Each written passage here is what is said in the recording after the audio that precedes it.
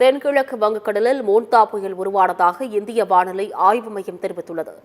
தென்கிழக்கு வங்கக்கடலில் கடந்த வெள்ளிக்கிழமை உருவான குறைந்த காற்றழுத்த தாழ்வு பகுதி அது அடுத்தடுத்து வலுவடைந்து ஆழ்ந்த காற்றழுத்த தாழ்வு மண்டலமாக நிலவி வந்த நிலையில் வடமேற்கு திசையில் நகர்ந்து புயலாக வலுப்பெற்றதாக இந்திய வானிலை ஆய்வு மையம் தெரிவித்துள்ளது.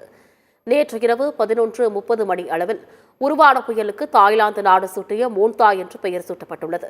வடக்கு வடமேற்கு திசையை நோக்கி மணிக்கு 16 கிலோமீட்டர் வேகத்தில் நகரும் மோன்தா புயல் அந்தமான் தீவுகளின் போர்ட் பிளேயரில் இருந்து மேற்கு தென்மேற்கில் 620 கிலோமீட்டர் தொலைவிலும், சென்னையிலிருந்து கிழக்கு தென்கிழக்கில் 640 கிலோமீட்டர் தொலைவிலும், ஆந்திர மாநிலம் காக்கிநாடாவிலிருந்து தென்கிழக்கே 830 கிலோமீட்டர் தொலைவிலும் நிலை கொண்டுள்ளது.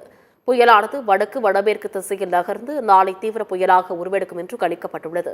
ஆந்திர மாநிலம் மசூலிப்பட்டினம் கலிங்கப்பட்டம் இடையே காக்கிநாடாவிற்கு அருகே தீவிர புயலாக நாளை மாலை அல்லது இரவில் கரையை கடக்க வாய்ப்புள்ளது.